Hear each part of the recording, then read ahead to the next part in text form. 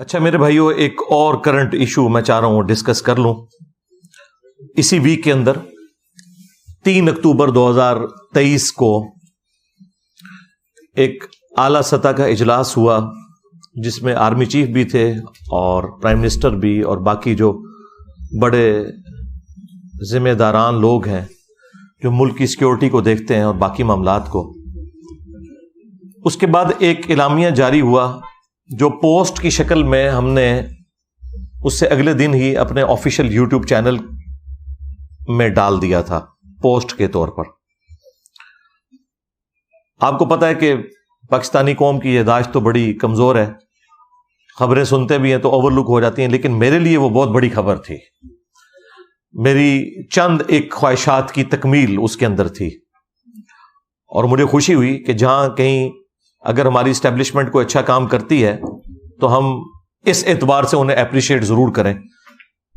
ویسے تو زیادہ تر ہم ان کے ناقد ہی رہتے ہیں، لیکن اس معاملے میں انہوں نے ایک اچھا سٹیپ لیا. تو میں نے وہ جو 5 بڑے بڑے نکات تھے ان کے وہ ڈسپلے کروا دیے اس ایک پوسٹ کے اندر ہی، اور اس کے نیچے لکھا کہ ہم صرف اسی قسم کی اسلامک ڈیموکریسی کو پاکستان میں سپورٹ کریں گے اور ہمیں کسی قسم کا کوئی اسلامی نظام اس اعتبار سے نہیں چاہیے کہ کوئی نان اسٹیٹ ایکٹر جماعت، کسی فرقے کی جماعت جو ہے وہ سیاست کی آڑ لے کر اور پاکستان کے اوپر قابض ہو جائے اور باقی فرقے والوں کو وہ قتل کرنا شروع کر دیں، کبھی توہین مذہب کے الزام میں، تو کبھی گستاخ رسول کہنے کے الزام میں، تو کبھی گستاخ اہل بیت کہنے کے الزام میں، تو کبھی گستاخ صحابہ کے الزام میں. تو وہ پوسٹ جو لگی اس کے اوپر ظاہر ہے کہ ہر طرح کے لوگ ہیں، ان کا اپنا ریئیکشن آئے گا. کچھ لوگوں نے اسے اپریشیٹ کیا، کچھ لوگوں نے اس کے اوپر اپنے تحفظات کا اظہار کیا. تو میں چاہ رہا ہوں ایک تو وہ پوسٹ بھی ڈسکس کر لوں اور اس پہ جو لوگوں کی ریزرویشن ہے وہ بھی میں ان کو کلیئر کر دوں. 3 اکتوبر 2023 کو جو وہ اعلیٰ سطح کا اجلاس ہوا ہمارے سیکیورٹی اداروں کا، ان میں 5 جو بڑے بڑے پوائنٹ تھے جن کے اوپر انہوں نے ایگری کیا اور اسے اعلامیے کے طور پر جاری کیا. اس کی کورالریز میں اور پوائنٹ بھی ہیں، لیکن بڑے پوائنٹس جو تھے وہ 5 ہی تھے. نمبر 1، ریاست سیاسی مقاصد کے لیے مذہب کی من پسند تشریح نہیں کرنے دے گی. دوبارہ سنیں، ریاست سیاسی مقاصد کے لیے مذہب کی من پسند تشریح نہیں کرنے دے گی. اس سے مراد وہ تمام سیاسی جماعتیں ہیں جو مذہب کی آڑ میں اپنے فرقے کا ایجنڈا لانچ کرتے ہیں اور دوسرے لوگوں کی زندگیوں کو ونریبل کر دیتے ہیں. اب ان جماعتوں کے نام لینے کی ضرورت نہیں ہے، وہ اللہ کے فضل سے یا اللہ کے غضب سے پوری قوم کو پتہ ہے، کیونکہ اس کی تکلیف پوری قوم اٹھا رہی ہے، خواہ مسلمان ہو یا کافر ہو. پاکستان میں رہنے والے ان مذہبی جماعتوں کے شر سے کوئی بھی محفوظ نہیں ہے. حتیٰ کہ حال یہ ہے کہ یہاں پہ کسی ریلیجس پرسنالٹی کو بھی اگر جان کو خطرہ ہوتا ہے تو دوسری مذہبی جماعت سے ہوتا ہے، کسی کافر سے نہیں ہوتا. اور پھر وہ امن حاصل کرنے کے لیے یورپ اور امریکہ میں، یعنی کافراں دے ملک ٹر جاندے نے.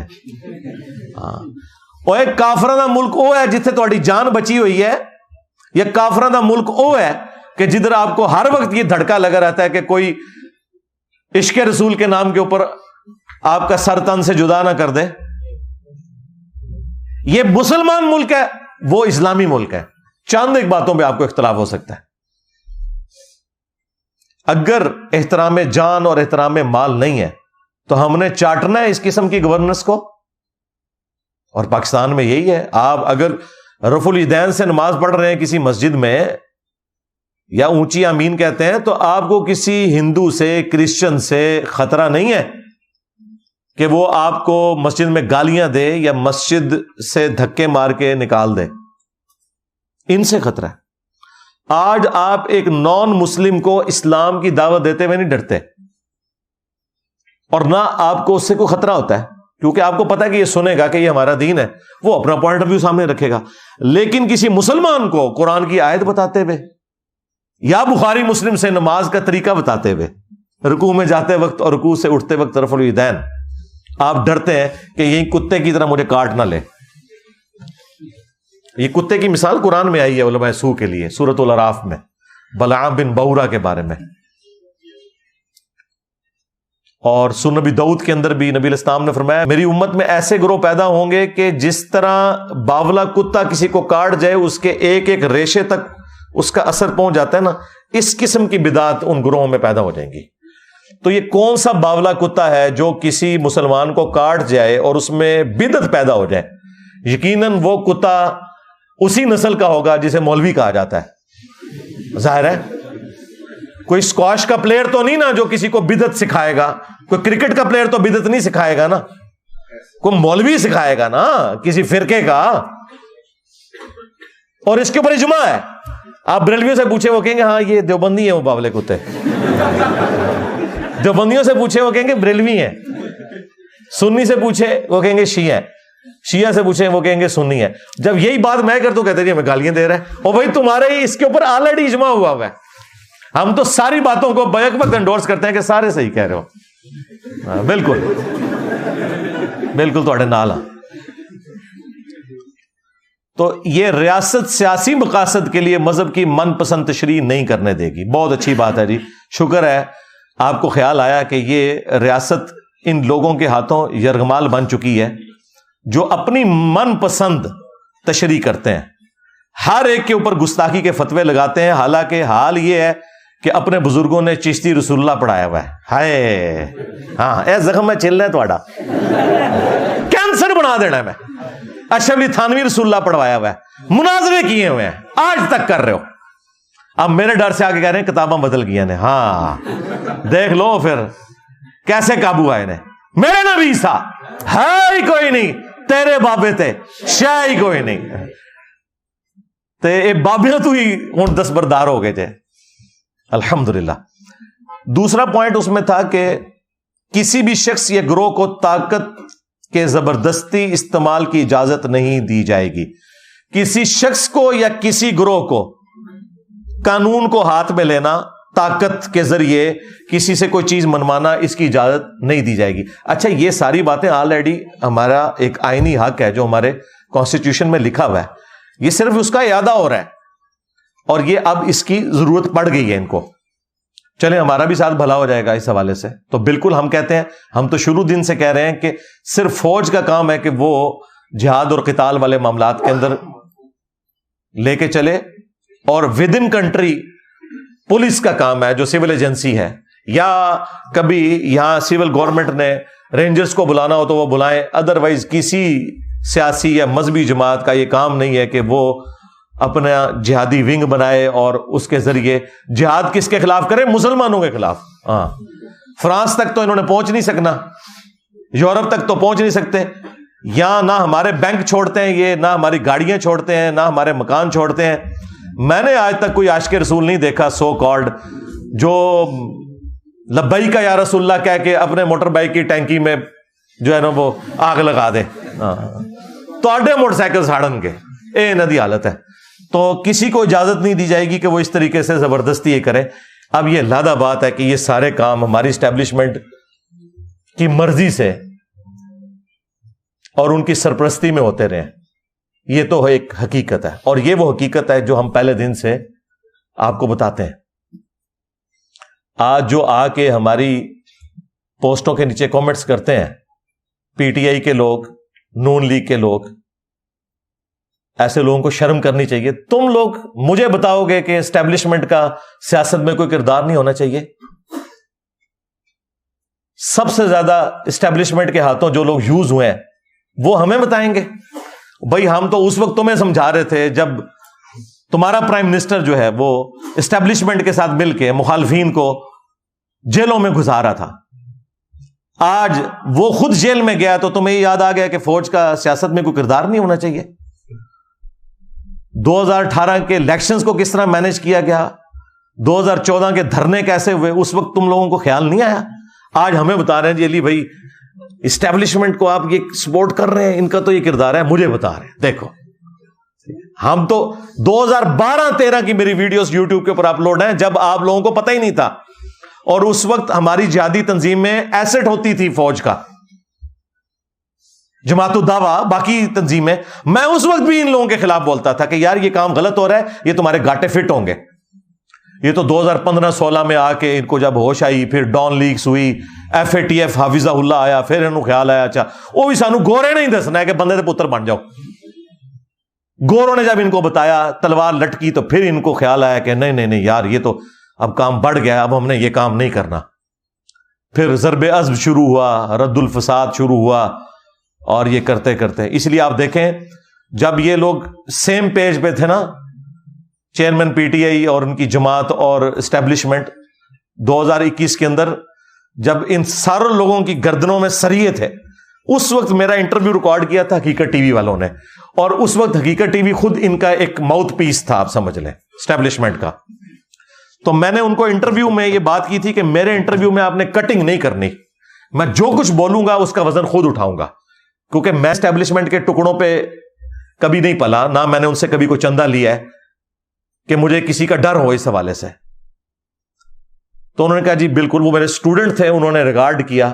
آپ میرا وہ انٹرویو بھی نکال کے دیکھیں، اس وقت بھی میں نے یہ بات کی ہوئی ہے کہ اب ہماری پالیسی کچھ بہتر ہوئی ہے، لیکن ابھی بھی فوج کو سیاست سے الگ ہو جانا چاہیے، اور انہوں نے کٹنگ نہیں کی. یہ ساری چیزیں میں نے اس وقت بھی ہائی لائٹ کی تھی. اب تو خیر پوری قوم ہی کہہ رہی ہے نا، کیونکہ پیچھے ایک PTI بچ گئی تھی، اس کے ساتھ تو جو کچھ ہو گیا، وہ تو پیپلز پارٹی اور نون لیگ کو بھی اپنے بیانیے میں پیچھے چھوڑ گئی ہے اینٹی اسٹیبلشمنٹ میں، تو ان کو بھی سمجھ آ گئی، لیکن ان کو اس وقت سمجھ نہیں آتی تھی. لیکن پھر 9 مئی ہو گیا، 99 پہ سانپ کاٹ گیا. ہاں، اتنی مشکل سے معاملات بیک فٹ پہ گئے تھے، 99 پہ سانپ کاٹ گیا. پھر اسٹیبلشمنٹ پورا مونسٹر بن کے سامنے آ گئی، اور اب وہ سیاسی جماعتیں بھی، جو جماعتیں اینٹی اسٹیبلشمنٹ تھیں، اب وہ بھی ترس کھا رہی ہیں، نہیں جی دیکھو جی PTI والوں نے زیادتی کر دی، تو اب کیا کرے بیچاری فوج. اب بھی بیچاری کر کے خود PTI جو اس وقت مزے لے رہی تھی، اب وہ کہہ رہے ہیں جی ہمارا تو کوئی تعلق نہیں. تو یہ جو 10,000 بندہ اندر پکڑا ہوا ہے، یہ نون لیگ کا بندہ ہے. ہم لوگ نہیں ان کی شکلیں پہچانتے. یہ کون لوگ ہیں جو آگ لگا رہے تھے فوجی تنصیبات کے اوپر جا کے؟ مس میرج تو ہوا ہے. جب ان کو اس کی ہیٹ فیل ہوئی تو اب انہوں نے اعلان برات کر دیا، لیکن وہ معاملہ تو اب بگڑ گیا. اور دیکھ لیں جتنے مولوی یہ خان صاحب کو پھونک چڑھاتے تھے، ایک بندہ بھی ان کی حمایت میں سامنے نہیں آیا. میں نے 9 مئی کی رات کو لائیو سیشن کے اندر سیدھا آرمی چیف کو مخاطب کر کے کہا تھا کہ یہ جو کچھ زیادتی ہوئی ہے، یہ بچے ہیں، ان کو معاف کر دیں، اور اگر آپ کہتے ہیں ہم نے ان کو پکڑنا ہے تو ان کے ان بڑوں کو پکڑو جن کے اعلی کار بنے تھے. ان بچوں کا کیا قصور ہے؟ یہ تو بیچارے ملک کی محبت میں یوز ہوئے تھے، اور ان کو تم نے ڈی ٹریک کیا تو آج انہوں نے آ کے تمہیں کاٹ لیا. اور اگر اپنے بڑوں کو نہیں پکڑ سکتے تو ان بچوں پہ رحم کہو یار چھوڑ دو ان کو.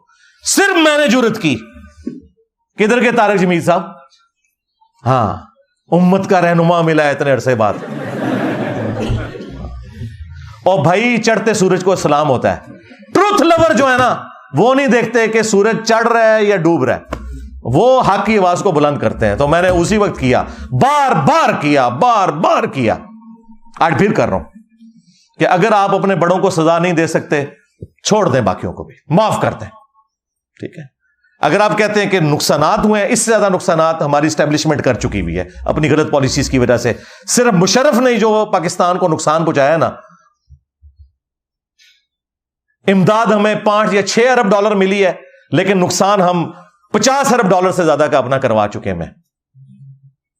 تو بس ٹھیک ہے یار، اگر تمہارے بڑوں نے اتنا نقصان کیا ہے، یہاں پہ عوام سے بھی کوئی تھوڑا بہت کوئی مس ہینڈل ہو گیا تو ٹھیک ہے یار، درگزر کرو. اور اگر اپنے بڑوں کو سزا نہیں دیتے، ان کو سزا دیتے ہو، تو ظاہر ہے پھر عوام میں کبھی بھی تمہارے لیے محبت کے جذبات پیدا نہیں ہوں گے. یہ تو ہم صرف سمجھا رہے ہیں، ہم نے کوئی پارٹی نہیں بنانی، جتھا نہیں بنانا، روڈ بلاک نہیں کرنی، صرف زبان سے کہنا ہے. مانیں گے ٹھیک ہے، نہیں مانیں گے تو اپنی مرضی. خان صاحب کو بھی ہم بہت سمجھاتے تھے کہ آپ یہ غلط طرف جا رہے ہیں، نہیں سمجھ آئی. اب ان کو سمجھ آ گئی ہے، لیکن اب فائدہ نہیں ہے. مجھے تو وہ اب چھوٹتے ہوئے نظر نہیں آ رہے. جس کیس میں ان کو ڈال رہے ہیں وہ، تو وہ سائفر کیس میں، تو وہ جسٹیفائی ہوں گے سزا دینے میں بھی، لے جائیں گے اس طرف. تو مجھے تو نہیں نظر آ رہا، لیکن اللہ کرے کو معاملات بہتری کی طرف جائیں. ہم تو صرف دعا ہی کر سکتے ہیں، سیدھی سی بات ہے. اچھا، اس میں 1-2 باتیں اور بھی کر دوں، باقی پھر 3 پوائنٹ میں کور کر کے سے کلوز کرتا ہوں ٹاپک کو. ایک تو یہ کہ یہ بڑی چیز ہے انصاف کے لیے کہ آپ اپنے بڑوں کو بھی سزا دیں, اس کے بعد پولیٹیکل لیڈرز یا ان کے ماننے والوں کو سزا دیں. یہ پہلی میری ڈیمانڈ ہے. دوسری ڈیمانڈ میں جو اکثر کرتا رہا ہوں مختلف ویڈیوز میں, 14 اگست کے اوپر تو اکثر میں یہی بات کرتا ہوں کہ ہر کوئی خدا کے لیے اپنا کام کرے. یعنی یہ جو ہمیں ایک شوق چڑھا ہوا ہے عدلیہ کو کہ وہ آ کے پارلیمنٹ میں دخل دے, فوج جا کے عدلیہ میں دخل دے, اور عدلیہ جا کے جو ہے وہ فوج کے معاملات کو دیکھے, کبھی ان کو سپورٹ کرے, کبھی خلاف ڈسین دے دے. بھائی اپنے اپنے کام کرو, ہر بندہ اپنا کام کرے تو ملک آگے چلے گا. ادروائز دوسرے کے کام میں اگر آپ لچ فرائی کریں گے تو بھائی آپ اپنا کام بھی صحیح طریقے سے نہیں کر سکیں گے. اور اس کے لیے میں نے کہا تھا کہ ملک میں اگر آپ نے اسٹیبلٹی لانی ہے تو آپ ایک چارٹر لکھ لیں, چارٹر آف ڈیموکریسی.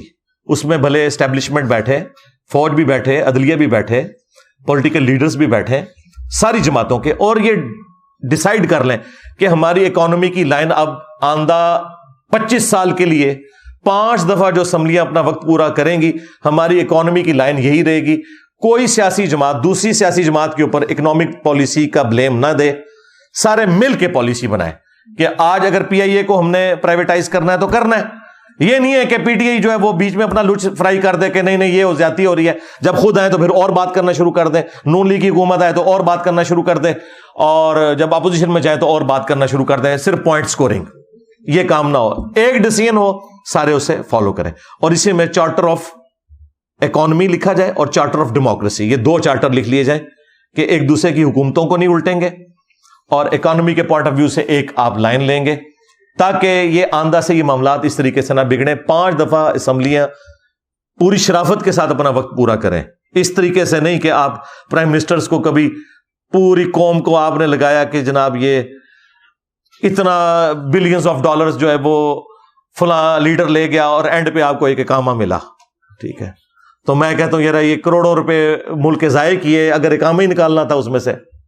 ٹھیک ہے, تو اس طرح کرنے کی بجائے نا آپ اصول اور انصاف کے اوپر معاملات کو لے کے چلیں, بجائے یہ کہ اپنے پولیٹیکل گینز کے لیے آپ کبھی مذہبی جماعتوں سے دھرنے کروائیں, پھر انہیں پیسے بانٹیں.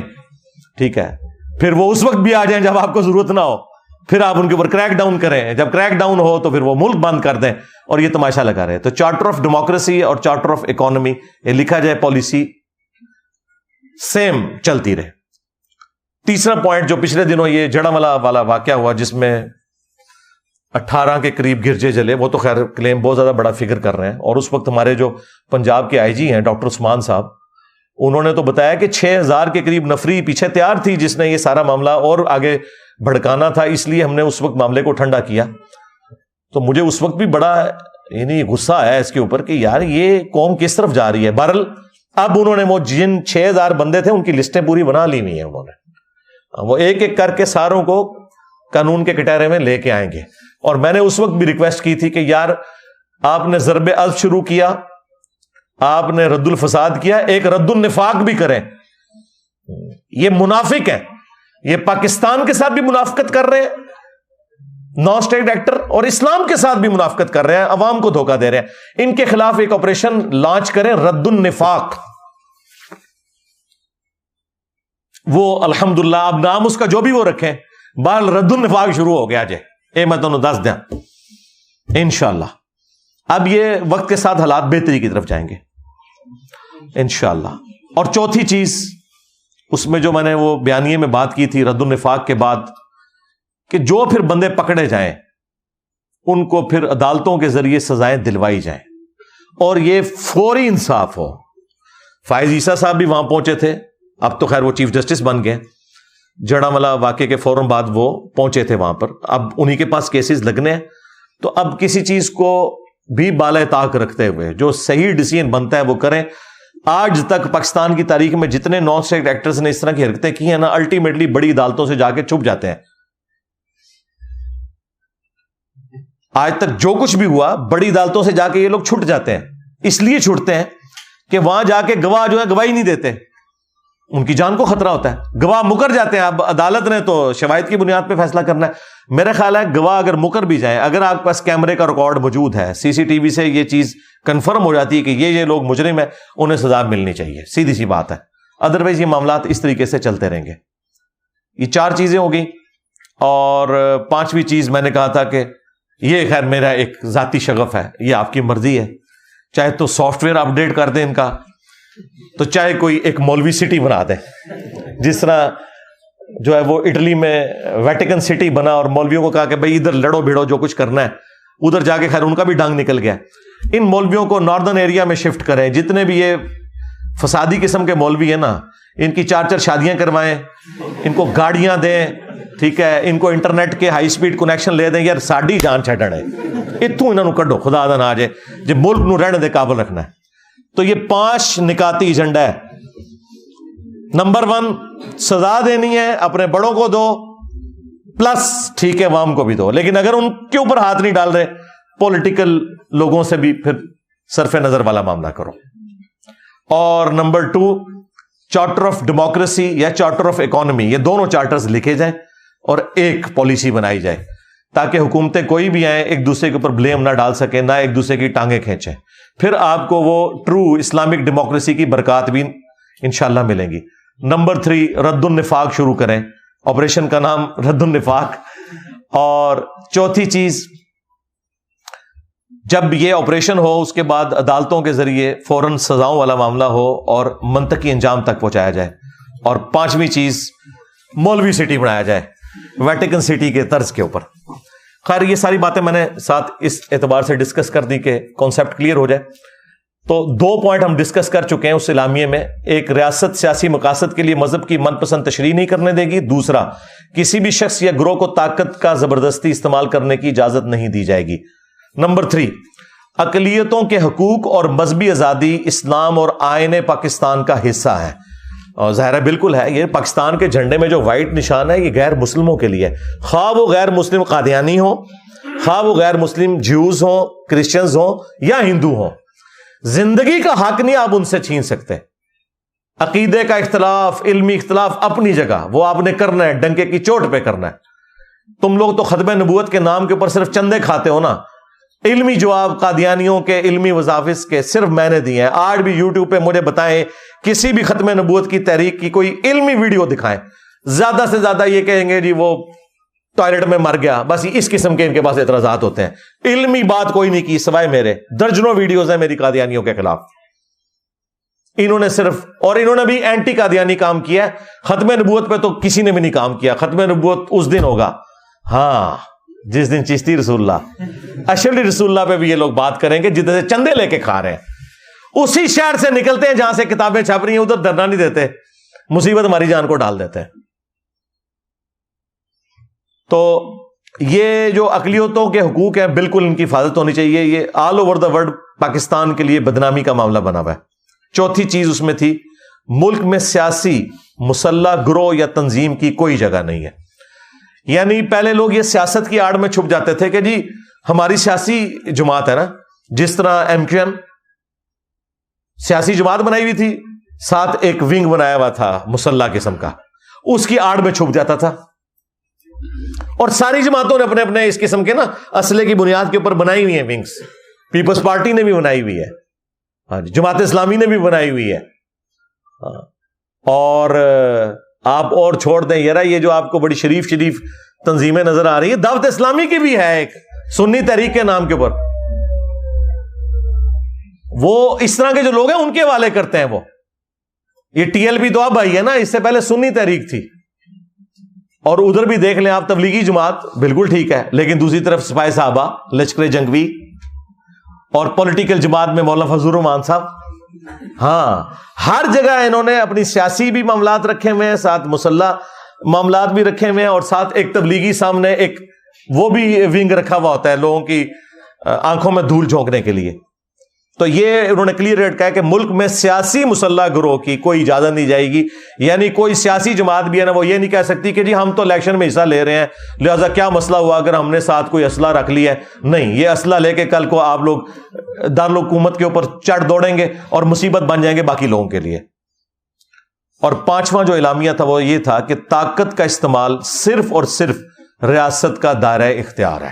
یہ جو ہم اکثر کہتے ہیں کہ یار یہ فوج اور پولیس کا کام ہے کہ وہ امن کو اسٹیبلش کریں، نہ کہ یہ ہے کہ مولوی اسلحہ ہاتھ میں لے کے تو وہ جا کے فلموں کی اور دکانیں توڑنا شروع کر دیں، جا کے جو کچھ لال مسجد کے اس میں ہوا، پھر اس کے ریونج میں آپ دیکھ لیں ظلم بھی ہو گیا، اور وہ پھر ہم نے اس کے بعد خود کچھ حملے بھی بھگتے. ظاہر ہے لال مسجد میں جو کچھ ہوا ان کی طرف سے تو مس ہینڈلنگ ہوئی، اس وقت کی اسٹیبلشمنٹ سے بھی مس ہینڈلنگ ہوئی، اور اس کی ہیٹ پھر ہم آج تک محسوس کر رہے ہیں.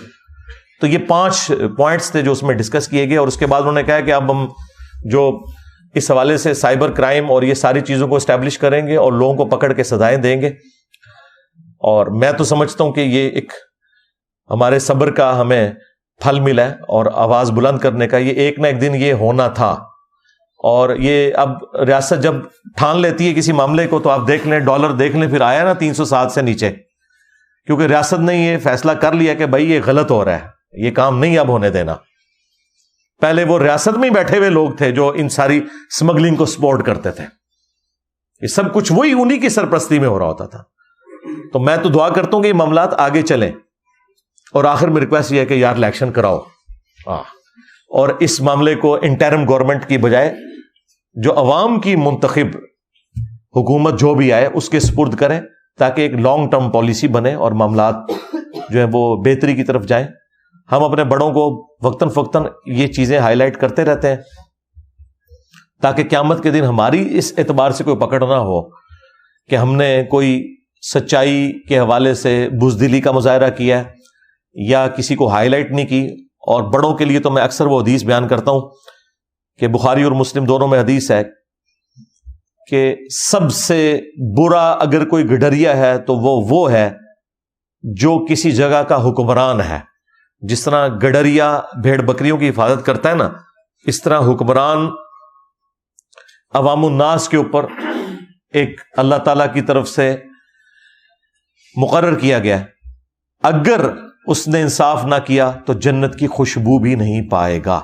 یہ حدیث بخاری مسلم میں ہے کہ حکمران نے اگر انصاف نہ کیا تو جنت کی خوشبو بھی نہیں پائے گا. یہاں تو لوگوں کو شیروانی پہننے کا، بیج لگانے کا بڑا شوق ہوتا ہے، لیکن ان کو پتہ نہیں ہے کہ یہ سیدھا سیدھا جہنم کما رہے ہیں اگر انہوں نے اس پوسٹ کے ساتھ حق نہیں ادا کیا.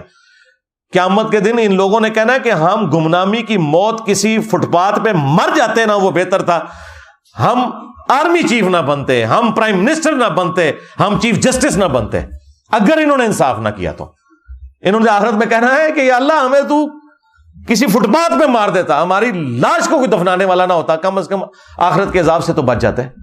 لیکن دوسری طرف اگر آپ انصاف کرتے ہیں تو وہ بھی بخاری اور مسلم دونوں میں حدیث ہے کہ 7 قسم کے لوگ ہیں جنہیں اللہ کے عرش کا سایہ نصیب ہوگا. ان میں سے پہلا شخص وہ ہے جو عادل حکمران ہے.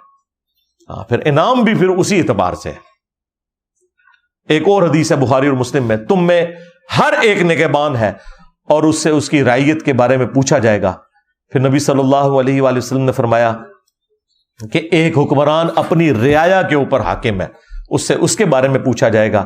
ایک مرد اپنی بیوی اور بچوں کے اوپر حاکم ہے، اس سے اس کے بارے میں پوچھا جائے گا. ایک بیوی اپنے خاوند کے مال اور اولاد کے اوپر حاکم ہے، اس سے اس کے بارے میں پوچھا جائے گا. لہٰذا اب تو سارے ہی آ گئے. ہاں تسی ایویں خوش ہو رہے سو کہ وڈیاں دا رگڑا لگیا ہوا ہے، بچنا تسی بھی کوئی نہیں. ہاں اگر اپنی جگہ پہ ہم نے انصاف نہ کیا تو اللہ تعالیٰ ہمیں انصاف کے اوپر قائم رہنے کی، انصاف کی تبلیغ کرنے کی، اسی پہ عمل کرنے کی توفیق عطا فرمائے. صلو علی محمد وآل محمد، اللہم صلی علی محمد وعلی آل محمد واصحاب محمد وازواج محمد وامت محمد اجمعین الی یوم الدین. مجھے بائی چانس یہ بھی کچھ باتیں یاد آئیں. میں چاہ رہا ہوں کہ آج چونکہ ماحول بنا ہوا ہے، تھوڑا اپنی زندگی کا کوئی ایک ایسا پہلو اس سے جو جڑا ہوا ہے جو میں نے آج تک کیمرے میں کبھی بیان نہیں کیا، وہ بھی ڈسکس کر لوں تاکہ ریکارڈنگ میں آ جائے. خصوصاً ہمارے ان لوگوں کے لیے جن کو کبھی کوئی شیطان وسوسہ دلاتا ہے میرے حوالے سے. علماء کبھی کہتے ہیں یہود و نصارہ کا ایجنٹ ہے، اب انہوں نے کہنا شروع کر دیے جی یہ اسٹیبلشمنٹ کا ایجنٹ ہے، اتنی دلیری سے بولتا ہے، اس کو پکڑتا کیوں نہیں ہے، بھئی میرے ساتھ جو کچھ ہوا ہے پچھلے 10-12 سالوں میں وہ آپ کو تو میں نے نہیں بتایا ہوا، تو آپ کسی گمان میں نہ رہیں کہ میری زندگی کوئی اتنی آسانی سے گزر رہی ہے. لیکن یہ بات حقیقت ہے کہ میں کبھی بھی اسٹیبلشمنٹ کا اعلی کار نہیں بنا. اس کی وجہ سے مجھے اتنی تکلیفیں نہیں اٹھانی پڑیں جو اسٹیبلشمنٹ کے پالتو لوگوں کو اٹھانی پڑتی ہیں. یہ آپ کو جتنے صحافی یا پولیٹیکل ونگ کے لوگ نظر آ رہے ہیں یہ سارے کے سارے اسٹیبلشمنٹ کے بینیفیشری ہیں، ان کی تنخواہوں پہ رہے ہیں. اب تنخواہیں تو ان سے کھاتے رہے، جب ان کی ناراضگی ہوئی، وفاداری کسی اور کے ساتھ انہوں نے نبھانی شروع کی تو ان کو غصہ آیا تو ظاہر ہے وہ پکڑ کے انہیں نامعلوم افراد میں ہی داخل کریں گے.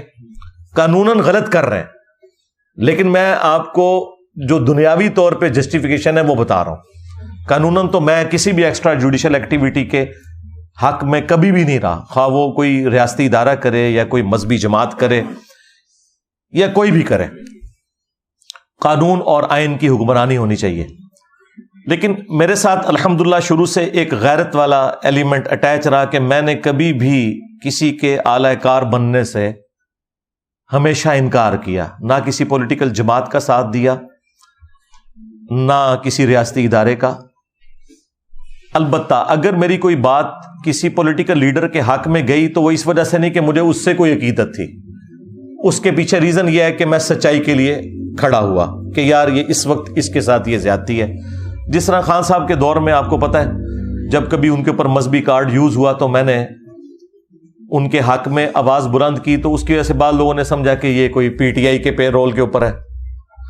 اور جب خان صاحب نکالے گئے اس وقت میں نے کچھ نصیحتیں کی تو اس وقت انہوں نے سمجھا شاید یہ کوئی اسٹیبلشمنٹ کا بندہ ہے، حالانکہ ایسا نہیں تھا. مجھے کبھی بھی اسٹیبلشمنٹ کے ساتھ دلی عقیدت اس لیول کی ہو نہیں سکتی کیونکہ میں خود ان کے متاثرین میں سے ہوں. لیکن فوج ایز اے ادارہ یا ان کی جو قربانیاں ہیں پاکستان کے لیے وہ اپنی جگہ مسلمہ ہے. وہ آپ لوگوں نے تو صرف سنی ہے، میں نے تو اپنی آنکھوں سے دیکھی ہیں. اور میں یہ سمجھتا ہوں کہ اوپر کے چند ایک لوگ جو اپنی پولیٹیکل گینز کی وجہ سے اپنے زوم میں پاکستان کی بہتری کی خاطر یہ جو تجربے کرتے رہتے ہیں مختلف اوقات میں، کبھی ضیاء الحق کی شکل میں، کبھی مشرف کی شکل میں، کبھی باجوہ صاحب کی شکل میں تو ہمیشہ ان تجربوں کے خلاف رہا ہوں. اور اس کی وجہ سے مجھے مختلف اوقات میں مختلف تکلیفیں بھی اٹھانی پڑی. لیکن جو فوج کا وہ والا ایلیمنٹ ہے وہ آپ کی نظر میں بھی ہونا چاہیے کہ پاکستان میں اگر کوئی آرگنائز ادارہ ہے نا تو صرف فوج ہے.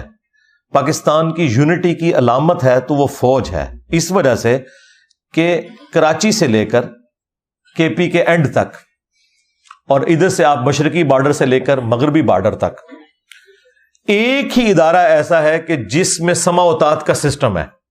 پولیٹیکل جماعتیں تو ٹوٹی ہوئی ہیں، ایک جگہ ایک جماعت کا ہولڈ ہے، دوسری جگہ دوسری جماعت کا ہولڈ ہے. ہاں کبھی وہ جماعت تھی پیپلز پارٹی، بھٹو صاحب کا ایک پورے کا پورا ایک سارا معاملہ تھا پورے ملک کے اندر، لیکن اب ایسا نہیں ہے. تو یونٹی اس ادارے کی وجہ سے ہے. سما و طاعت کا جو سسٹم ہے ہمارا، سی پیک کا معاملہ ہو یا باقی معاملات، ظاہر ہے وہ فوج ہی دیکھ رہی ہوتی ہے. پریکٹیکلی جانے بھی وہی دے رہے ہوتے ہیں، پولیس دے رہی ہوتی ہے، عوام الناس بھی دے رہی ہوتی ہے، لیکن فرنٹ محاذ کے اوپر ظاہر ہے فوج ہی لڑ رہی ہوتی ہے. مجھے اس وقت زیادہ احساس ہوا جب میں نے اپنی جاب کے دوران، میں یعنی 2002 میں نے ایک سینسٹیو آرگنائزیشن کے اندر جاب اپنی سٹارٹ کی، نیس کام کے اندر. اس کے اندر ایک این ڈی سی ادارہ تھا، ڈاکٹر سمر مبارک مان صاحب اوور آل ہمارے چیئرمین تھے. ان کے ساتھ بھی مجھے 1 to 1 کئی دفعہ گفتگو کرنے کا، میٹنگز اٹینڈ کرنے کا اتفاق ہوا. اور میٹنگز میں اکثر بریفنگ میں ہی دیا کرتا تھا اپنی اسپیکنگ پاور کی وجہ سے. تو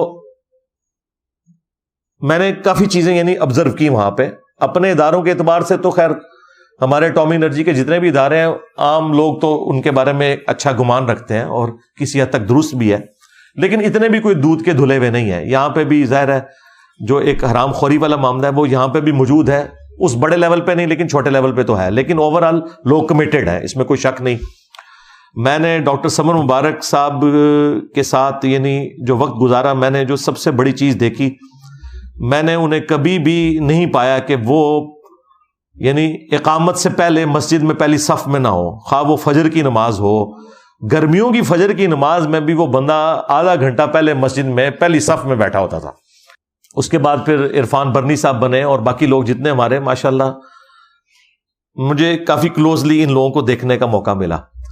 وہیں پر مجھے جو چیز آبزرو ہوئی جو میں کبھی بھی باہر رہ کے نہیں کر سکتا تھا، وہ فوج کا وہ پہلو ہے جو آپ لوگوں کی نظروں سے اوجھل ہے، اور وہ یہ ہے کہ پاکستان کی جتنی بھی یہ سینسٹیو آرگنائزیشن یا ان کی سائٹس ہیں جو پہاڑوں میں بنی ہوئی ہیں، پاکستان کے جو میزائل پروگرام کی سٹوریج، باقی ساری چیزیں ایس پی ڈی کے through, A S F C کے تھرو، یہ ساری سیکیورٹی فوج دیکھتی ہے ہماری ساری سائٹس کی. اور وہ سائٹس کلومیٹرز پہ پہاڑوں میں پھیلی ہوئی ہیں، اور وہ پہاڑ وہ ہیں کہ جہاں پہ صدیوں سے کبھی کوئی آبادی بھی نہیں تھی، اب وہاں سائٹس بنی سیکیورٹی کی وجہ سے.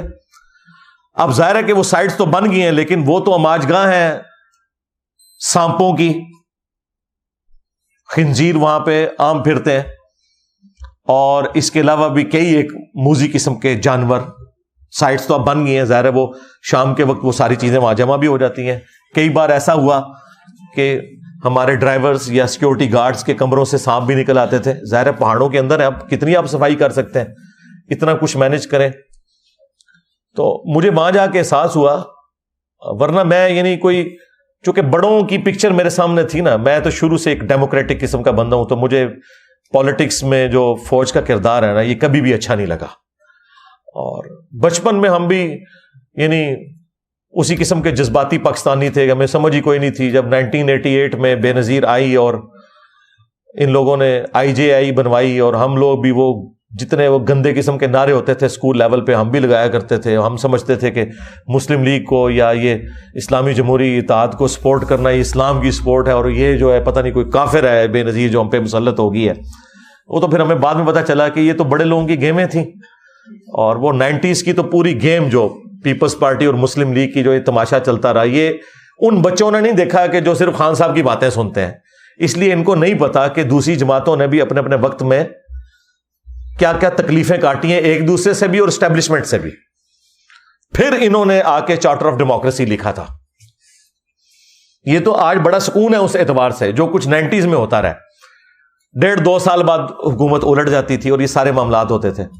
ہمیں بھی اس وقت سمجھ نہیں تھی، لیکن جب سمجھ آئی تو مجھے پتا چلا کہ یار یہ تو سارے کا سارا مسئلہ جو ہے وہ ایک ادارے کی وجہ سے خراب ہو رہا ہے. تو میرے دل میں ان کے لیے کبھی بھی کوئی اس طرح کا نرم رویہ یا جذبہ نہیں تھا. میں آپ کو جاب پہ جانے سے پہلے کی بات کر رہا ہوں. لیکن جب میں نے وہاں یہ والا اسپیکٹ دیکھا، پھر میں نے کہا یار یہ بیچارے تو ان کے آفیسرز سے لے کے اسٹاف کے لوگوں تک سر کہہ کے تو ہم سے بات کرتے تھے، پھر ہماری سیکیورٹی کے لیے انہوں نے سب کچھ کرنا اور اتنے اچھے اخلاق سے پیش آنا. مجھے پھر وہ والا جب اسپیکٹ سامنے آیا نا، تو پھر میں نے کہا کہ نہیں یار یہ فرق کرنا چاہیے ہمیں. جس طرح ہمیں پولیٹیکل جماعتوں میں بھی اچھے لوگوں میں اور برے لوگوں میں فرق کرنا چاہیے، مذہبی جماعتوں میں بھی، فرقوں میں بھی، ان کے عقائد میں بھی، کہ سنی کی ساری باتیں غلط نہیں، شیعہ کی ساری باتیں غلط نہیں. جو میں اچھی بات کو سپورٹ کرتا ہوں اور برائی سے آپ نے الگ رہنا ہے. وہی جو حضرت عثمان نے ہمیں سکھا دیا ہے کہ نماز مسلمانوں میں نیکی کا کام ہے، نیکی کے کاموں میں ان کا ساتھ دو.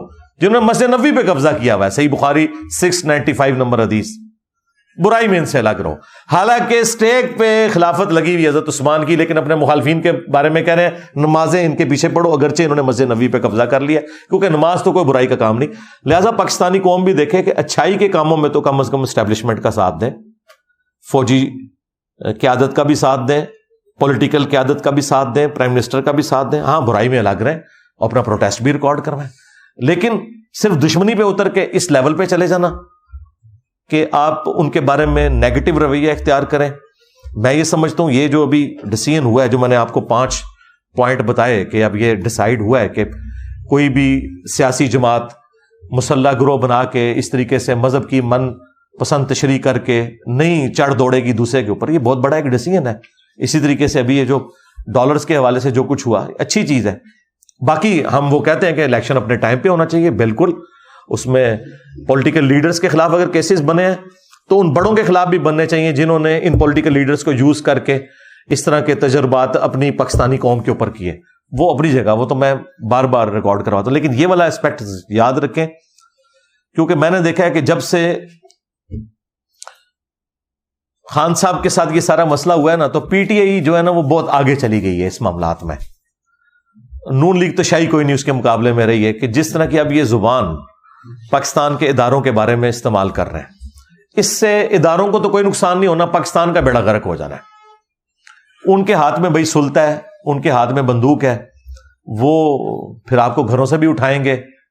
پھر آپ لوگ جو ہیں وہ جتنے بھی بنے ہوئے ہیں، اب مجھے بتائیں وہ پی ٹی آئی کے لیڈر جو کل تک کہتے تھے کہ نواز شریف بھگوڑا آتا کیوں نہیں ہے، اب میں حماد اظہر سے نہ پوچھوں کہ تو کیوں بھگوڑا ہے، آ نا عدالتوں کا مقابلہ کرنا. جب تو بلاتا تھا نواز شریف کو کہ آؤ جی عدالتوں کا سامنا کرو، کیسز کا سامنا کرو، تو تم لوگ کیوں، مراد سعید کیوں بھگوڑا ہوا ہے، آؤ نا عدالتوں کا سامنا کرو نا. تو اب تمہیں اس بات کا جواب مل جائے گا کہ نواز شریف بارش سے واپس کیوں نہیں آ رہا تھا. ہاں، کیونکہ جب تک اپنی دم پہ نہ پاؤں پڑے اس وقت تک کسی کی تکلیف کا احساس نہیں آپ کو ہوتا.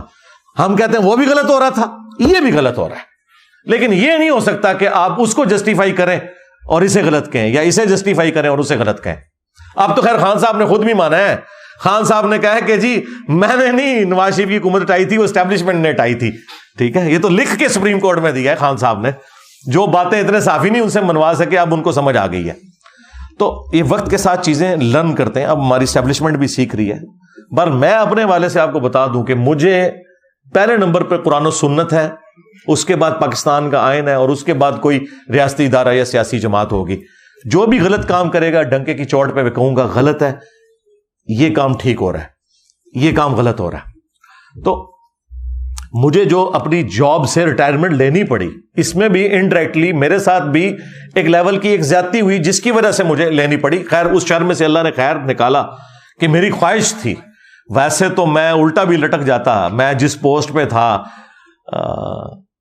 19 گریڈ پہ اور ایک ٹاپ لیول کے اوپر، تو مجھے تو انہوں نے کبھی بھی ریٹائرمنٹ نہیں دینی تھی جب تک کہ میں اپنے 25 سال سروس کے پورے نہ کرتے ہیں. وہ تو پھر اللہ کی طرف سے کرنا ہوا. یہاں پہ کوئی ہماری ایک ایجنسی کو سیکورٹی کلیئرنس کر رہی تھی، تو وہ اس کے نیچے جو وہ رپورٹیں لکھنے والے ہیں نا، وہ کوئی بریلوی تھا کٹر قسم کا. اچھا، یہ میں بات کر رہا ہوں 2016-17 کی. اس نے نا رپورٹ میں مجھے لکھ دیا کہ اس کا تعلق جو ہے لشکر جنگوی سے ہے، دیوبند کے. اب میرا دیوبند کے ساتھ کبھی بھی کوئی ہمدردی کا رشتہ نہیں رہا، ایٹ لیسٹ جہادی تنظیموں کے ساتھ. خیر وہ ہماری جب آفس میں وہ پہنچی تو فوجی آپ کو پتا کانوں کے کچے ہوتے ہیں، انہوں نے فوراً کہا جی آپ ریٹائرمنٹ لے لیں. میں نے کہا کس چیز کی ریٹائرمنٹ؟ اچھا ویسے تو مطلب میری خواہش تھی کہ مجھے ریٹائرمنٹ مل جائے. میں نے جتنا بھی دین کا کام بڑے لیول پہ جتنا کیا وہ اپنی جاب کے دوران کیا ہے، یہ ذہن میں رکھیے گا. 2008 میں میری ریکارڈنگ شروع ہوئی ہے اور یہ میں 2017 کی بات کر رہا ہوں، 9 سال تک، جبکہ آلموسٹ ہمارے سارے میجر لیکچرز ریکارڈ ہو چکے ہوئے تھے. تو میں نے کہا اس الزام کے ساتھ تو میں نے نہیں جانا. ویسے آپ آفر کریں کہ ٹھیک ہے میں پبلک فگر ہوں اور اس کی وجہ سے تو ٹھیک ہے، کوئی مسئلہ نہیں. 15 سال میری سروس ہے، مجھے 15 سال سے زیادہ سروس ہو چکی ہوئی تھی، تو مجھے بینیفٹس بھی مل جائیں گے جو جاب کے ہیں. اتنے تو نہیں ملیں گے لیکن چلیں کوئی آدھے تو مل ہی جائیں گے، لیکن اس الزام کے ساتھ نہیں. لیکن آپ کو پتا ہے فوج کی ایک مینٹالٹی ہے، وہ غلط بھی ڈیسیژن کرے نا، غلطی علیحدگی میں تو مان لیتے ہیں، پبلکلی نہیں مانتے. یہ ان کے ساتھ ایک کمزوری اٹیچ ہے. یہی وجہ ہے کہ یہ سب کچھ کر رہے ہیں، ابھی کبھی یہ نہیں کہہ رہے کہ جی ہمیں معاف کر دیں، ہم سے غلطی ہوئی ہے، یہ نہیں کبھی کہیں گے. ویسے کبھی کسی صحافی سے دلائیں گے جی ماضی میں ہم سے بھی غلطیاں ہوئی، معافی نہیں مانگیں گے. یہ ان کی ایک مینٹالٹی ہے. معافی کے لیے صرف ڈاکٹر عبد القدیر صاحب ہی تھے، ہاں ان کو قربانی کا بکرا بنایا.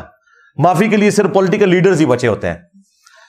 یہ میں ساری باتیں آپ کو اس لیے بتا رہا ہوں کہ میرے بارے میں میرے جینز کے اندر موجود ہے کہ یہ اپنے مخالفین کے ساتھ کیا کرتے ہیں. لہٰذا میرے بارے میں تو آپ بھول جائیں، جس طرح آپ یہ بھول جائیں نا کہ میں توحید کے معاملے میں بالکل ننگی تلوار ہوں. اس معاملے میں بھی میں بالکل ننگی تلوار ہوں. مجھے پتا ہے کہ یہ کیا کرتے ہیں. ہمیں کوئی پی ٹی آئی والا یا نون لیگ والا جو ہے نا وہ آئین کا درس نہ دے اور یا ہمیں وہ اینٹی اسٹیبلشمنٹ بیانیہ نہ بتائے، ہمیں آپ سے زیادہ پتا ہے.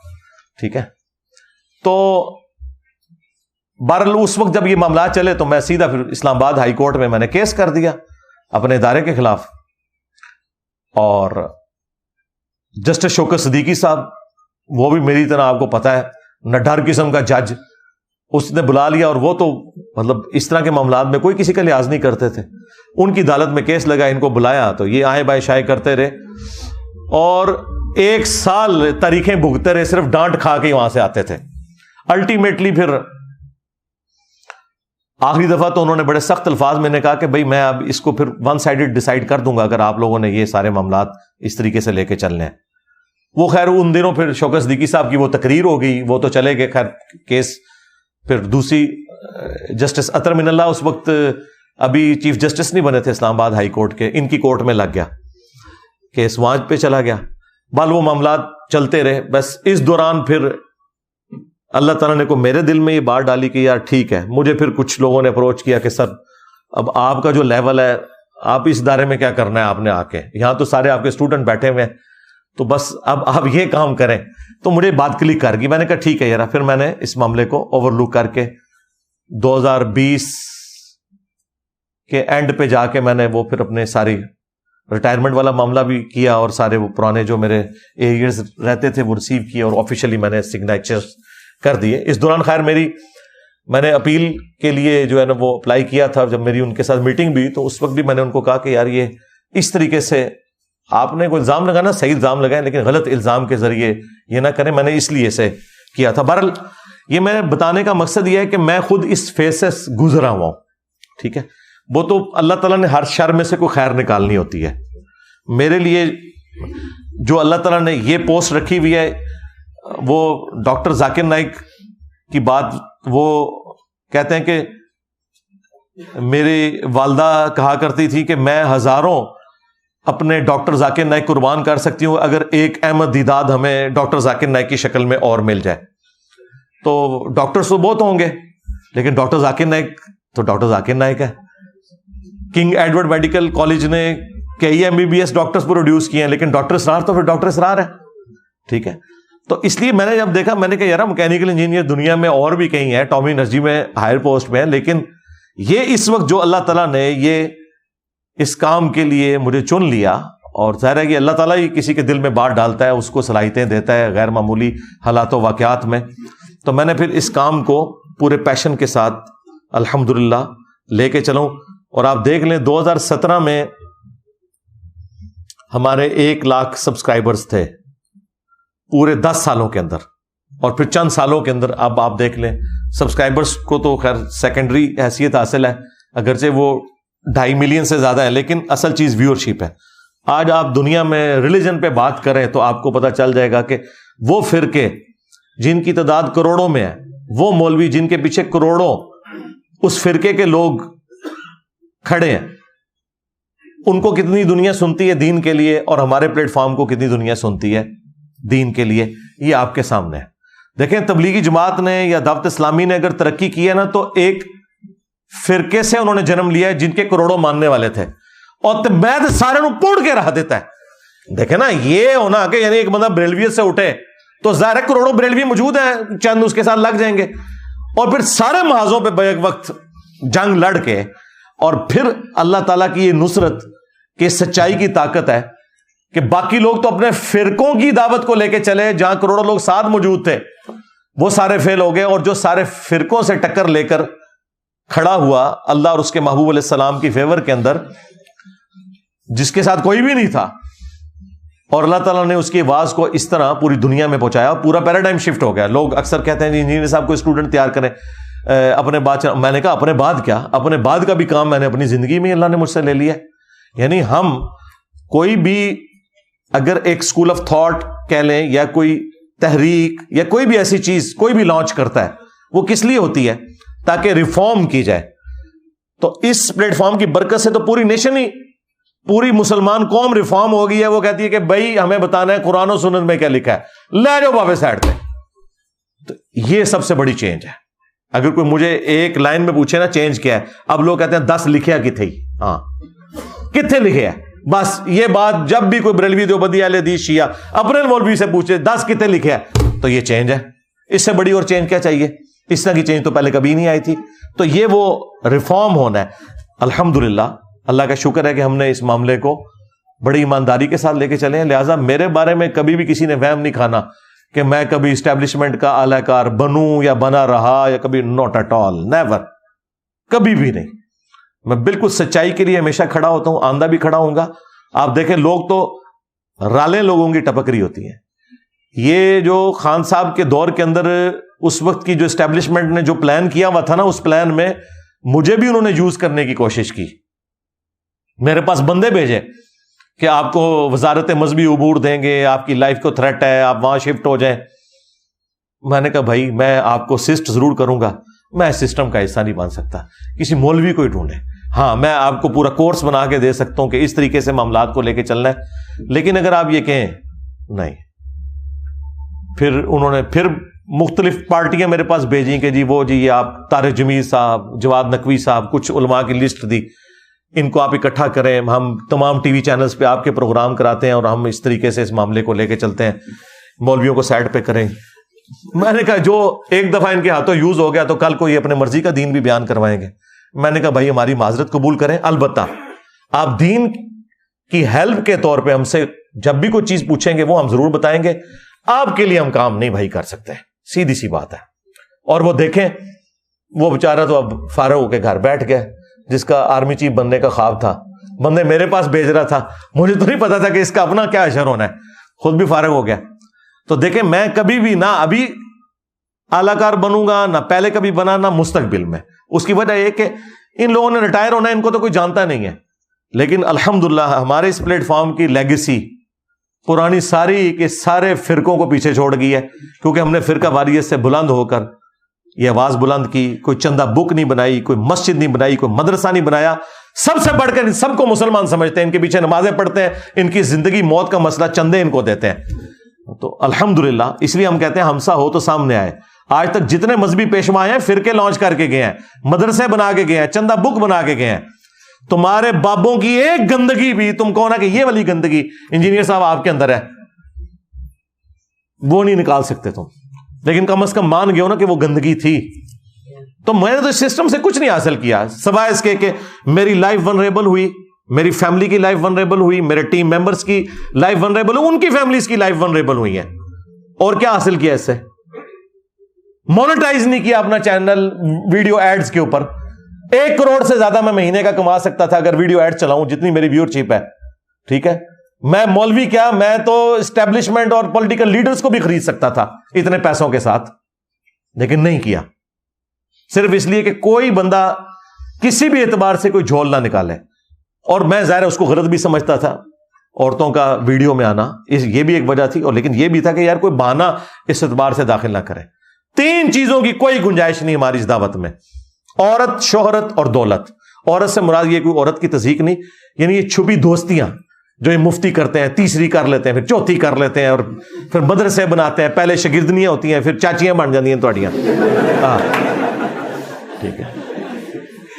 اس کے بعد شہرت کہ شوق ہے جناب جا کے بڑے بڑے جلسوں سے خطاب کرنے کا, مسجدوں میں کھڑے ہو کے فورن ٹور لگانے کا. نہیں, نیور, کہیں نہیں گیا.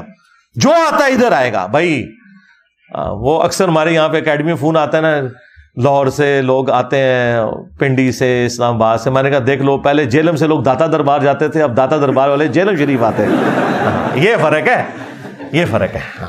کیونکہ باباؤں کے بابا, وہ اس لیے کہ ہماری نسبت بہت اونچی ہے. الحمدللہ میرے نبی سا ہے ہی کوئی نہیں, تیرے بابے تھے شے ہی کوئی نہیں. یہ ہے وجہ. ختم نبوت کی برکت سے جو کام شفٹ ہوا تھا. تو عورت, شہرت اور دولت, یہ 3 فتنوں سے اگر آپ بچ جائیں تو میرے بھائی زمین و آسمان کی ساری جو نیگیٹو قوتیں ہیں, شیاطین مل کے آپ کو نقصان نہیں پہنچا سکتے.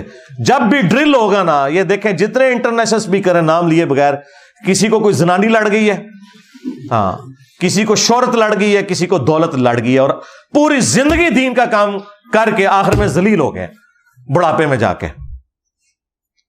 یہ نہ سمجھے کہ کوئی بیڈ لک ہوئی ہے ان کے ساتھ, بیڈ لک نہیں ہوئی ہے, یہ رزلٹ ابھی نکلنا تھا. کام یہ شروع سے اسی طریقے سے کر رہے ہوتے ہیں.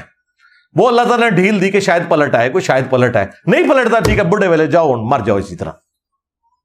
اس لیے یہ نصیحت میں ویڈیو میں بھی ریکارڈ کروا رہا ہوں اپنے تمام سٹوڈنٹس کے لیے بھی, خصوصاً جو ہمارے دعوت کے حوالے سے ختم نبوت کی برکت سے نبی الاسلام کی مبارک دعوت کو لے کے چل رہے ہیں. عورت, شہرت, دولت, ان 3 چیزوں کو ہمیشہ اپنے سامنے رکھنا ہے. ان تینوں چیزوں میں سے میں کسی چیز میں انوالو تو نہیں ہوا. جب آپ سمجھے انوالو ہو گیا, اب آپ سمجھے اخلاص بھی گیا, اللہ کی مدد بھی گئی. ورنہ مجھے بتائیں, ایک بندہ اتنی دلیری کے ساتھ سارے فرقوں کو, ان کے بابوں کو پون کے رکھ دوے, اور سارے فیل ہو جائیں اپنی سارے چندہ بکس کے ساتھ, مدارس کے ساتھ, سارے مولوی مل کے دیکھ لیں. آج پوری دنیا میں وہ انجینئر دا فتنہ آ گیا جی, وہ انجینئر دا کچھ کرو جی, انجینئر کر دو جی. پھر کوئی اور بہانہ نہیں ملتا تھا تو پھر فلاں کا ایجنٹ, فلاں کا ایجنٹ. اور اب تو یہ ساری گالیاں اتنی گھس پٹ گئی ہیں کہ اب مجھے خود بھی ہنسی آتی ہے. کبھی کو قادیانی کہہ دے یا یہ کہتے, میں کہتا ہوں یار یہ تو کوئی نوی شاید لب کے لے آؤ. ہاں یہ تو ساری چیزیں پٹ گئی ہیں تھوڑیاں. تو اللہ کا شکر ہے, یہ میں نے ساری باتیں اس کے ساتھ اس لیے کر دی تاکہ آپ کو, اگر میری زندگی میں کوئی ایسا ایک چھپا ہوا ایلیمنٹ تھا جو شاید میں نے ابھی تک ویڈیو میں بیان نہیں کیا تھا, تو وہ بھی میں ریکارڈنگ میں لے آؤں, بجائے اس کے کہ میرے بعد کوئی بندہ میری طرف کوئی ایسی بات منسوب کرے تو میں اس کی کلیریفیکیشن خود اس حوالے سے دے دوں. باقی تو اللہ کا شکر ہے کہ ہر بات کی کلیریفیکیشن دینا ضروری بھی نہیں ہے. کسی انسان کا جو کریکٹر ہے وہ خود بتاتا ہے کہ وہ کیسا ہے. تو یہ بار بار جی فلانے نے کہتا جی ایدے تے کوئی گل کرو جی ادھر تے گل کرو, بھائی یہ قیامت تک لوگ باتیں کرتے رہیں گے, اس کا کوئی اینڈ نہیں ہوگا. بات یہ کہ اوور آل ڈاکٹرن دیکھیں, اگر آپ کو اس سے بہتر کوئی پلیٹ فارم نظر آتا ہے, ہم یہ نہیں کہہ رہے کہ آپ وہاں جائیں, ہمیں بھی لے جائیں ساتھ, ہاں اگلی بات کریں گے. یہ حوصلہ کسی میں نہیں ہے. لوگ تو کہتے ہیں انجینئر کو سننا نہیں, اور انجینئر صاحب یہ کہہ رہے ہیں کہ اگر کوئی اس سے اچھی جگہ ہے جہاں پہ لوگ قرآن, بخاری, مسلم, دین کی بات کر رہے ہیں ریفرنس کے ساتھ, آپ وہاں نہ اٹیچ ہو, مجھے بھی ساتھ لے جائیں, ہاں میں بھی ادھر اٹیچ ہو جاؤں, اس کو لا کے ہم یہاں بٹاتے ہیں. ہاں تو یہ اس لیے کہ بھی ہم اپنی کاز کے ساتھ مخلص ہیں. مجھے کیوں کسی سے جیلسی ہوگی؟ میں تو چاہتا ہوں کہ ہر گلی سے انجینئر نکلنا چاہیے جو اپنے نبی علیہ السلام کا مجاہد بن کر ختم نبوت کی برکت سے قرآن و سنت کی دعوت عام کرے, بجائے یہ کہ بزرگ بابوں کو لے کر چلے. سیدھی سی بات ہے. صلو علی محمد وآل محمد, اللہم صلی علی محمد وعلی آل محمد واصحاب محمد وازواج محمد وامت محمد اجمعین الی یوم الدین. اللہم انی اسألک بانک انت اللہ لا الہ الا انت الاحد الصمد الذی لم یلد ولم یولد ولم یکن لہ کفوا احد وإلہکم الہ واحد لا الہ الا هو الرحمن الرحیم. الف لام میم. اللہ لا الہ الا هو الحی القیوم. اللہم صلی علی محمد وعلی آل محمد. اللہم ربنا آتنا فی الدنیا حسنہ وفی الآخرۃ حسنۃ وقنا عذاب النار. ربنا آتنا من لدنک رحمۃ وہیئ لنا من امرنا رشدا. اللہم اغفر لحینا ومیتنا وشاہدنا وغائبنا وصغیرنا وکبیرنا وذکرنا وانثانا. اللہم من احییتہ منا فاحیہ علی الاسلام ومن توفیتہ منا فتوفہ علی الایمان. اے اللہ جن جن بھلائیوں کا سوال تیرے محبوب صلی اللہ علیہ وآلہ وسلم نے تجھ سے کیا, ہمارے حق میں, ہمارے ماں باپ کے حق میں, ہمارے بیوی بچوں کے حق میں, پوری امت کے حق میں قبول منظور فرما. جن جن چیزوں کے شر سے تیرے محبوب صلی اللہ علیہ وآلہ وسلم نے تیری پناہ طلب کی, تمام مسلمانوں کو ان تمام چیزوں کے شر سے اپنی پناہ عطا فرما. خصوص بالخصوص چائنا, کشمیر, انڈیا, فلسطین, یمن, عراق, شام, پاکستان, افغانستان, جہاں کئی مسلمان کس پرسی کی زندگی گزار رہے ہیں, غیب سے ان کی عزت, آبرو, جان و مال کی حفاظت فرما. حاضرین کے دلوں میں جو جو نیک اور جائز دعائیں ہیں قبول منظور فرما. حاضرین کے جو چھوٹے بڑے رشتہ دار فوت ہو چکے ہیں ان کی مغفرت فرما. جو زندہ ہیں ان کو اپنی موت سے پہلے قبر و آخرت کی تیاری کرنے کی توفیق عطا فرما. جو بیمار ہیں انہیں شفائے کلی عطا فرما. یہ تمام دعائیں تمام مسلمانوں کے حق میں قبول منظور فرما. اے اللہ ہمارے ملک پاکستان کی خیر فرما, اندرونی اور بیرونی خطرات سے محفوظ فرما, پورے عالم اسلام کی خیر فرما. سبحان ربک رب العزت عما یصفون وسلام علی المرسلین والحمد للہ رب العالمین. وصلی اللہ علی النبی الکریم وعلی آلہ واصحابہ اجمعین الی یوم الدین. آمین.